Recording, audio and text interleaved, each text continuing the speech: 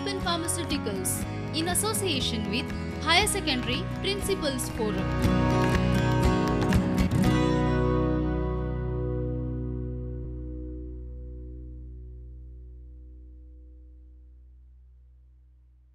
नमस्कार विद्यार्थियों, मेरा नाम नितिन नाइक है और मैं श्री भूमिका उच्च माध्यमिक विद्यालय में हिंदी अध्यापन का कार्य करता हूं। आज हम आपके 12वीं पाठ्यक्रम में प्राचीन कविता कबीर के दोहे को हम विस्तार से पढ़ेंगे। संत कबीर मध्ययुगीन दौर में निर्गुण भक्ति काव्य धारा के प्रमुख कवि माने जाते हैं। कबीरदास जी ने अपने जीवन के अनुभव एवं सत्संग के द्वारा ही ज्ञान प्राप्त किया था। मासी कागज छुओ नहीं, कलम गह्यो नहीं हाथ, तू कहता कागज की लेखी, मैं कहता आखन की देखी। कबीर निराकार ब्रह्म के उपासक थे। उन्होंने अवतारवाद, बाह्य आडंबर, छुआछूत एवं जाति भेद का बहुत ही अनोखे अंदाज में खंडन किया है। वो कहते हैं कि ईश्वर यानी यहाँ पर ईश्वर की महिमा सर्वत्र सभी जगह पर है। तो हम कबीर के दोहों को आज विस्तार से पढ़ेंगे। दोहा क्रमांक 1, लाली मेरे लाल की, जित देखो तित लाल, लाली देखन मैं गई, मैं भी हो गई लाल। इस दोहे का भावार्थ है, प्रस्तुत दोहे में संत कबीर निर्गुण निराकार ईश्वर का वर्णन करते हुए कहते हैं कि संसार में ईश्वर की ज्योति चारों ओर फैली हुई है। कबीर ईश्वर की अनुभूति को ढूंढ निकल पड़े। उन्हें ब्रह्म का पूर्ण साक्षात्कार हुआ। उनके लाल यानी यहाँ पर ईश्वर की लाली यानी महिमा, चमक सर्वत्र फैली हुई है। वो कहते हैं लाली मेरे लाल की, जित देखूं तित लाल। यहाँ पर लाल मतलब ईश्वर है और लाली मतलब ईश्वर की महिमा है, ईश्वर की चमक है। जित देखूं तित लाल। संसार में हर जगह पर, संसार में हर एक वस्तु में, हर एक जीव में ईश्वर बसा हुआ है। और यहाँ पर कबीरदास ईश्वर की खोज करते करते स्वयं ईश्वर में एक रूप हो गए। इसलिए वो कहता है कि लाली देखन मैं गई, मैं भी हो गई लाल। यानी ईश्वर की महिमा क्या है, इसकी खोज में निकल पड़े और स्वयं उन्हें ब्रह्म का साक्षात्कार हुआ। यानी यहाँ एक अच्छे सच्चे भक्त की व्याकुलता यहाँ पर दिखाई देती है। जो मन से भक्ति करता है तो संसार में उसे सभी जगह पर ईश्वर ही ईश्वर दिखाई देता है। कबीरदास जी के अनुसार ईश्वर परमात्मा के रूप में संसार के हर एक कण कण में बसा हुआ है। प्रस्तुत दोहे में कबीरदास जी कहते हैं कि सद्गुरु साचा सुरिवा, ताते लोही लुहार, कसरणों दे कंचन किया, ताई लिया तत्सार। इस दोहे का भावार्थ है कि प्रस्तुत दोहे में गुरु की महिमा का वर्णन किया है। कबीरदास कहते हैं कि गुरु के बिना शिष्य का ज्ञान अधूरा है। यहाँ पर लोहार की तुलना करता है। सद्गुरु साचा सुरिवा, ताते लोही लुहार। यहाँ पर सुरिवा मतलब गुणों को परखने वाला। एक सच्चा गुरु ही अपने शिष्य के अवगुणों को दूर करके उसे ज्ञान मार्ग दे सकता है, उसके अवगुणों को परख सकता है और उसमें ज्ञान भर सकता है। उसी प्रकार एक लोहार भी लोहे को अग्नि में तपाकर उसकी परीक्षा लेता है और उसे सुंदर रूप प्रदान करता है। वैसे ही गुरु अपने लोहे समान शिष्य को अनेक कसौटियों पर खरा उतरने की कोशिश करता है। शिष्य के अवगुणों को दूर कर अपने ज्ञान रूपी मार्गदर्शन से उसे निखारता है। कसरणों दे कंचन किया, ताई लिया तत्सार। मतलब क्या है, यहाँ पर अनेक कसौटियों पर उसे खरा उतरने की कोशिश करता है अपने ज्ञान रूपी मार्गदर्शन से। और जब शिष्य गुरु के सिखाए हुए मार्ग पर चलता है, तभी उसका जीवन लोहे से सोने में परिवर्तित होता है। तो यहाँ पर आज भी हम इतिहास में देखें, आज भी हम समाज में देखें, तो ऐसे महापुरुष जो बनकर उभर कर निकल आते हैं, कहीं ना कहीं उनके जीवन में गुरु का मार्गदर्शन बहुत ही महत्वपूर्ण होता है। गुरु के उपदेश और गुरु के मार्गदर्शन से ही उनका जीवन सफल होता है। तो कबीरदास जी यहाँ कहते हैं कि हर एक मनुष्य के जीवन में सफलता पाने के लिए गुरु का मार्गदर्शन महत्वपूर्ण है। बिन गुरु के ज्ञान हम जीवन में सफल नहीं हो सकते हैं। तो जीवन में सफलता पाने के लिए गुरु का ज्ञान और गुरु का मार्गदर्शन हमारे लिए आवश्यक है। और गुरु कैसा होता है? सुरीवा होता है। मतलब क्या है यहाँ पर कि शिष्य के गुणों को परखने वाला और शिष्य के अवगुणों को दूर करके उसमें ज्ञान भर देता है। जिस प्रकार लोहा अग्नि में तपते हुए लोहे को आकार देता है, सुंदर आकार देता है, उसी प्रकार गुरु भी शिष्य को सही मार्ग पर ले जाने की कोशिश करता है और उसका जीवन सफल होता है।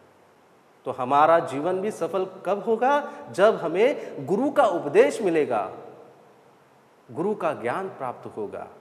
तो यहाँ पर गुरु का ज्ञान बहुत ही आवश्यक है हमारे जीवन में, हमें सफलता पानी है।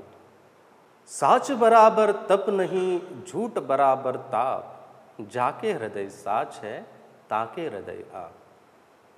प्रस्तुत दोहे का अर्थ है, इस दोहे में कबीरदास जी मनुष्य के आचरण के महत्व को रेखांकित करते हुए सच्ची भक्ति भावना का स्वरूप बताते हैं। कबीर जी के अनुसार वही सच्ची साधना है जहाँ सच को महत्व दिया जाता है। इसलिए वो कहते हैं कि साच बराबर तप नहीं, झूठ बराबर ताप। साच मतलब यहाँ सच्चाई है। सच्चाई जैसी तपस्या और इस जीवन में कोई नहीं है। और झूठ बराबर ताप मतलब क्या है? झूठ का मार्ग हमेशा त्रासदायक होता है, कष्टदायक होता है। जब आप झूठ के मार्ग पर चलोगे तो आपको फायदा नहीं, नुकसान ही होगा। तो सच का रास्ता बहुत ही साधना प्रदान होता है। और हमेशा कहते हैं कि ईश्वर कहाँ बसता है? जहाँ पर सच्चाई होती है। जाके हृदय साच है, ताके हृदय आप। मतलब क्या है? यहाँ पर ईश्वर कहाँ है? जिसके अंदर सच्चाई होती है, जिसके अंदर आचरण अच्छा होता है, जिसके विचार अच्छे होते हैं, जिसके कर्म अच्छे होते हैं, जिसके अंदर परोपकार, दया जैसी भावना होती है और जिसके कर्म सदा ही उदार होते हैं, ऐसे व्यक्तियों के अंदर ही भगवान बसता है। इसलिए वो कहते हैं कि जाके हृदय साच है। साच मतलब सच्चाई, ताके हृदय आप मतलब यहाँ पर भगवान है। इसलिए वो कहते हैं कि जो मनुष्य झूठ का त्याग कर सच के पवित्र डोर से बंधा हुआ है, ऐसे मनुष्य के हृदय में ईश्वर बसता है। झूठ का मार्ग हमेशा ही तापदायक, त्रासदायक होता है। साच बराबर तप नहीं, झूठ बराबर ताप। ताप मतलब यहाँ पर कष्ट, उससे हमारा लाभ नहीं बल्कि नुकसान होता है। तो हमेशा हमें अपने जीवन को सफल बनाने के लिए सच्चाई के मार्ग पर चलना है। जब आप अच्छे कर्म से सच्चाई का मार्ग ढूंढोगे और सच्चाई के मार्ग पर चलोगे, तभी आपको ईश्वर प्राप्ति होगी, ईश्वर का दर्शन होगा, ईश्वर की भक्ति होगी और आपका जीवन सफल होगा। तो हमेशा अपने जीवन में सच्चाई का साथ देना है। झूठ का साथ अपनाओगे तो आपके जीवन में कष्ट ही कष्ट मिलेगा, आपका जीवन त्रासदायी बनेगा। तो यहाँ पर सच्चाई के मार्ग पर चलने वाले लोगों की कदर करते हैं और यहाँ पर उपदेश देते हैं कबीरदास जी कि हमें सच का साथ देना है और सच का साथ दोगे तभी आपको ईश्वर भक्ति मिलेगी। इस दोहे में कहते हैं कि बड़ा भया तो का भया, जैसे पेड़ खजूर, पंथी को छाया नहीं, फल लागे अति दूर। इस दोहे का भावार्थ है कि कबीरदास जी इस दोहे में मनुष्य के अहंकार, उसका घमंड, उसका बड़प्पन व्यर्थ कहते हैं और ऐसे घमंडी व्यक्ति की तुलना उस खजूर के पेड़ से करते हैं। इसलिए वो कहता है कि बड़ा भया तो का भया, जैसे पेड़ खजूर, पंथी को छाया नहीं, फल लागे अति दूर। यदि आपके पास बहुत सारा धन है, आपके पास बहुत सारी बुद्धि है, परंतु आप अपने हिस्से का धन किसी ज़रूरतमंद पर नहीं दिखाते या किसी ज़रूरतमंद पर दया नहीं दिखाते हैं, तो आपका धनी होना या बुद्धिमानी होना व्यर्थ है। इससे आप खजूर के पेड़ समान बनोगे, यानी कि खजूर का पेड़ रेगिस्तान में उगता है और बहुत ही ऊंचा होता है वो खजूर का पेड़, पर जिस मार्ग से वहाँ पर गुजरता है पंथी राही थका हुआ मादा हुआ और शायद वहाँ पर वो खजूर के पेड़ की छाया लेने की कोशिश करता है, तो वहाँ पर खजूर का पेड़ उसे छाया नहीं दे सकता, ना ही उसकी भूख मिटा सकता है। और ऐसी तपती हुई रेगिस्तान में खजूर के पेड़ का होना व्यर्थ है, उसका कोई अस्तित्व ही नहीं है। तो यानी यहाँ पर ऐसे व्यक्ति की यहाँ पर निंदा की है, जो व्यक्ति अपने अहंकार में जीता है, जो व्यक्ति अपने घमंड में जीता है, जो व्यक्ति अपना बड़प्पन दिखाता है और किसी पर परोपकार नहीं करता है, ऐसे व्यक्ति पर यहाँ पर कटु आलोचना की है। आपके पास धन होने से किसी को फायदा नहीं, आपके बड़े होने से किसी को फायदा नहीं, यदि आप समाज में बड़प्पन दिखाओगे। आज भी देखो समाज में ऐसे बहुत सारे कुटिल लोग होते हैं जो अपने ऐश्वर्य का प्रदर्शन दिखाते हैं, अपने बड़प्पन का प्रदर्शन दिखाते हैं, या किसी गरीब को किसी ज़रूरतमंद को मदद नहीं करते हैं, उसके प्रति दया नहीं दिखाते हैं, तो उनके बड़े होने से किसी को फायदा नहीं है। तो उसकी अवस्था कैसी होगी? उस खजूर के पेड़ के समान होगी, जो खजूर का पेड़ रेगिस्तान में थके हुए मादे हुए राहगीर को छाया नहीं दे सकता, ना ही उसकी प्यास या भूख मिटा सकता है। तो कबीरदास जी यहाँ पर उपदेश देते हैं कि हमें अपने अहंकार को त्याग कर जरूरतमंद के प्रति परोपकारी भावना अपनानी है। जब आप परोपकारी भावना अपनाओगे तभी जाकर समाज में आपको सम्मान मिलेगा, तभी जाकर आप बड़े कहोगे। जब यदि आप अपने धन में से या यदि आप अपनी बुद्धि से किसी का जीवन सफल बनाओगे या किसी को मदद करोगे, तभी आप समाज में बड़े कहलाओगे। अन्यथा आपके पास चाहे कितना भी धन हो, कितना भी बुद्धि क्यों ना हो, यदि आप किसी ज़रूरतमंद पर दया नहीं दिखाते हैं, तो आपके पास धन या बुद्धि होने से किसी को फायदा नहीं है और ना ही आप समाज में बड़े कहलाओ। काया मंजन क्या करे, कपड़ धोई धोई, उजल हुआ न छूटिए, सुख निदड़ी न सोई। प्रस्तुत दोहे में कबीरदास जी कहते हैं कि समाज में फैले धार्मिक आडंबरों को फटकारते हैं तथा आंतरिक साधना को महत्व देते हैं। मनुष्य ने अभी तक आंतरिक साधना का मर्म ही समझा नहीं है। उसे लगता है कि शरीर और कपड़ों को साफ करने से उसे सुख की नींद मिलेगी। यहाँ पर कहते हैं कि काया मंजन क्या करे, कपड़ धोई धोई, उजल हुआ न छूटिए, सुख निदड़ी न सोई। यहाँ पर काया मतलब शरीर, मंजन मतलब अभिनय करना, प्रदर्शन करना, और कपड़ धोई धोई मतलब अनेक प्रकार के कपड़े हम पहनते हैं, उसे रगड़ रगड़ कर साफ साफ करते हैं। बाहरी तौर पर हम दिखावा दिखाते हैं। ऐसे दिखावा दिखाने वाले व्यक्तियों पर यहाँ पर व्यंग किया है, जिसका आचरण कुटिल होता है, जिसके मन में अच्छे विचार नहीं होते हैं, जिसका मन साफ नहीं होता है। और यदि आप बाहर से सुंदर दिखाने का प्रयास करोगे, शरीर को सुंदर बनाने का प्रयास करोगे, तो इससे आपके व्यक्तित्व की सुंदरता नहीं दिखाई देगी। पहले अपने मन को साफ करना है, पहले अपने अच्छे आचरण को अमल लाना है। जब आप अच्छे आचरण लाओगे, जब आप मन से साफ होंगे, यदि आप किसी के प्रति परोपकार करोगे, दया करोगे, तभी आपको सुख की नींद मिलेगी। उजल हुआ न छूटिए, सुख नी दड़ी न सोए। आज भी समाज में ऐसे व्यक्ति होते हैं जिनको सुख की नींद नहीं मिलती है। क्यों नहीं मिलती है? क्योंकि उनके अंदर कुकर्म भरा होता है, उनका मन शुद्ध नहीं होता है, उनका आचरण शुद्ध नहीं होता है, इसीलिए उनको सुख की नींद नहीं मिलती है। तो बाहरी तौर पर हम कितना भी कोशिश करें अपने आप को सुंदर दिखाने का या अपने आप को अच्छा दिखाने का, इससे आपका व्यक्तित्व समाज में अच्छा नहीं बनेगा। जब तक आप मन के दुर्गुण को दूर करोगे तब तक आप अच्छे नहीं बनोगे। यानी कि बाह्य सुंदरता व्यर्थ है। यहाँ पर जो दिखावापन दिखाते हैं, बाह्य सौंदर्य का प्रदर्शन करते हैं, नौटंकी दिखाते हैं, ऐसे व्यक्ति पर यहाँ पर फटकारा है। जब तक आप मन से साफ नहीं होंगे और जब तक बुरे विचारों को त्याग नहीं देंगे, तब तक आपका अच्छा चरित्र नहीं बनेगा समाज में। मन में सद्गुण और अच्छे आचरण को अपनाना है, और यदि आप अच्छे आचरण को अपनाओगे तभी जाकर आपको ईश्वर भक्ति का मार्ग मिलेगा, तभी जाकर समाज में आपको सम्मान मिलेगा, और यदि अच्छे आचरण से ही आपको सुख की नींद मिलेगी और आपका जीवन सफल होगा, और आपके जीवन में आपको संतुष्टता मिलेगी, आप जीवन में संतुष्ट होगे। कथनी कते तो का भया जे करणी न ठहराई, काल बूत के कोट जू देश तही ढई जाए।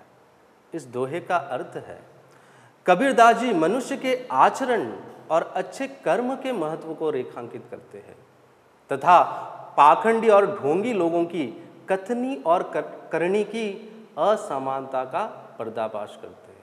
कथनी मतलब यहाँ पर देखो, कथनी कति तो क्या भया करनी न ठहराए। कुछ लोग ऐसे होते हैं, करते कुछ और है, कहते कुछ और है, दोहरा व्यक्तित्व अपनाते हैं। जो समाज में दोहरा व्यक्तित्व अपनाते हैं उनका व्यक्तित्व स्थिर नहीं होता है, या तो वो अपने जिंदगी में कभी लक्ष्य प्राप्त नहीं कर सकते या किसी की जिंदगी को उजागर नहीं कर सकते हैं, क्योंकि खुद उनका व्यक्तित्व स्थिर नहीं है। और यहाँ पर एक उदाहरण के तौर पर यहाँ पर तुलना की है ऐसे लोगों की कि उनका जीवन मानो कागज से बने महल की तरह होता है, और कागज का महल कैसा होता है? हल्का होता है, जो हवा के झोंके के आने से ही ढह जाता है, स्वाह हो जाता है, क्योंकि उसमें स्थिरता नहीं होती है। तो यहाँ पर तुलना की है ऐसे लोगों की कि बड़ी बड़ी उपदेश या व्यर्थ बड़ी बड़ी बातें करने से आपके व्यक्तित्व में स्थिरता नहीं आएगी। ऐसे व्यक्तियों की स्थिति उस कागज के बने हुए महल की तरह होगी, जो पक्की न होने के कारण स्वाह हो जाएगी, ढह जाएगी। तो यहाँ पर अच्छे कर्म करने हैं और अपने व्यक्तित्व को स्थिर करना है। बड़े बड़े उपदेश देने से पहले अपने व्यक्तित्व को सुधारने की कोशिश करनी है। दूसरों को उपदेश देना व्यर्थ है, पहले अपने व्यक्तित्व में सुधार लानी चाहिए। हमें हमेशा नेक कर्म करने हैं, अच्छे आचरण को अपनाना है और अपना व्यक्तित्व स्थिर करना है। झूठे को झूठा मिले दुणो बधे स्नेह, झूठे को साचा मिले तब ही टूटे नेह। यहाँ पर साचा मतलब सच्चा, स्नेह मतलब स्नेह। इस दोहे का भावार्थ है, कबीरदास जी संगति के प्रभाव का चित्रण करते हुए सत्यनिष्ठ और झूठे मनुष्य के व्यवहार का भेद बताते हैं। कबीर जी के अनुसार सच्चे मनुष्य को सच्चा साथी मिल जाए तो उसमें स्नेह बढ़ जाता है, परंतु यदि सच्चे मनुष्य को झूठा मनुष्य मिल जाए, झूठे मनुष्य से उसकी मित्रता हो, तो वो मित्रता कुछ पल के लिए होगी, वो मित्रता कुछ देर के लिए टिकेगी नहीं। जगत में बुराई का अंत होना जरूरी है, इसलिए झूठे लोगों की दोस्ती सज्जनों से होनी चाहिए। यदि झूठे लोगों की दोस्ती सज्जनों से हो तो सज्जनों के सद्गुणों का प्रभाव उस पर पड़ेगा और खुद ब खुद वो झूठ से परे हो जाएगा और झूठ का रास्ता भूल जाएगा, त्याग देगा झूठ का रास्ता और उसके व्यक्तित्व में सज्जनता आ जाएगी। यहाँ पर कहते हैं कि झूठे को झूठा मिले दुणों बधे स्नेह। यदि आप झूठ के मार्ग को अपनाओगे, झूठे व्यक्ति की संगत में रहोगे, तो आपके आचरण में झूठा ही प्रभाव पड़ेगा, आप झूठे ही बनोगे। यदि आप किसी सज्जन व्यक्ति की संगत में रहोगे तो सद्गुण आपके अंदर आ जाएंगे, आपके व्यक्तित्व में भी बदलाव आएगा और झूठ का रास्ता आप त्याग दोगे और सज्जनता के सद्गुणों का प्रभाव आप पर पड़ेगा और समाज में आप एक सच्चे सद्गुणी कहलाओगे। तो हमें जीवन में सच्चाई के मार्ग पर चलने वाले व्यक्ति की संगत में रहना चाहिए। और आज का समाज देखो कैसा होता है। समाज आज संगति के कारण ही बहुत सारे परिवार टूटते हैं। इस संगति के कारण ही आज के युवा बर्बादी के तरफ जाते हैं। इसका असर क्या है? बुरे संगति का प्रभाव। क्योंकि आप बुरी संगत में रहोगे तो आपके व्यक्तित्व में बुराई आ जाएगी, आपकी व्यक्तित्व में बुराई आ जाएगी और आपका व्यक्तित्व बुरा हो जाएगा। इससे आपको कुछ फायदा नहीं है। यदि संगत में रहोगे तो उससे आपको कुछ फायदा नहीं होगा और आपका व्यक्तित्व बिगड़ जाएगा। यदि आप किसी सच्चे सज्जन के संगत में रहोगे तो सद्गुण आपके व्यक्तित्व में आ जाएगी और आप भी सज्जन बन जाओगे। क्योंकि हमें जीवन में सच्चाई के मार्ग पर चलने वाले व्यक्ति की संगत में रहना है।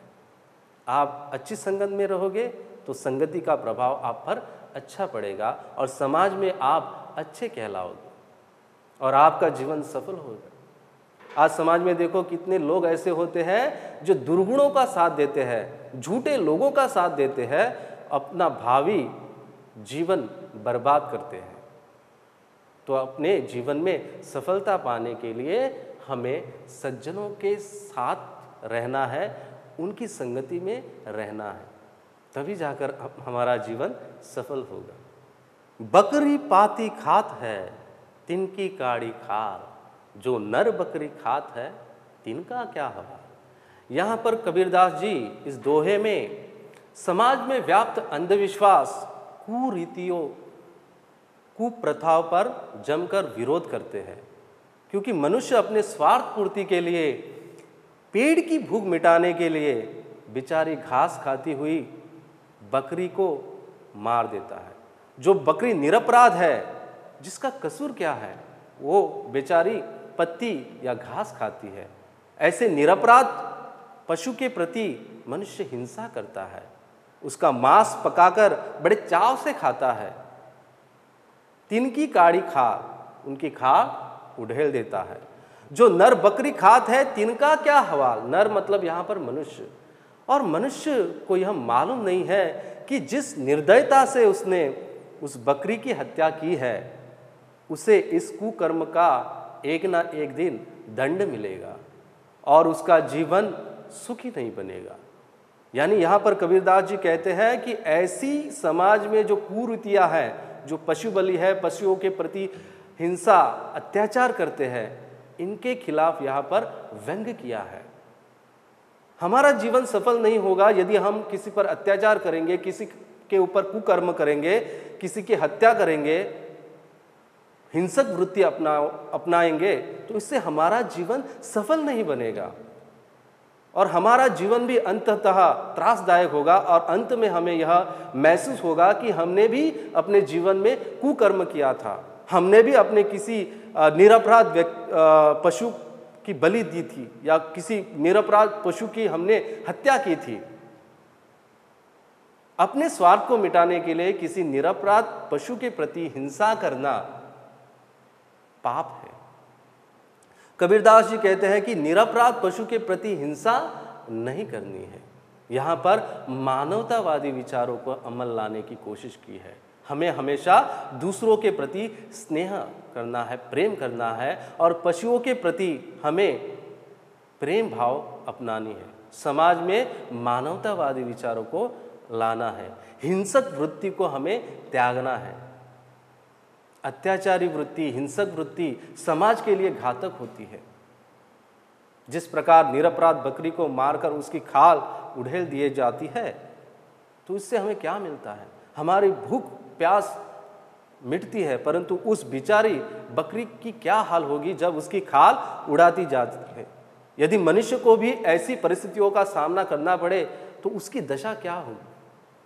तो हमें अपने जीवन में हिंसक वृत्ति को त्यागना है। कबीरदास जी ने यहाँ निरपराध पशु के प्रति हिंसा करने वाले व्यक्तियों पर तीखा व्यंग्य किया है और जीवन में हमें हिंसक वृत्ति को त्यागना है और मानवतावादी विचारों को अमल लाना है। धन्यवाद। Prudent Scholars, powered by Lupin Pharmaceuticals.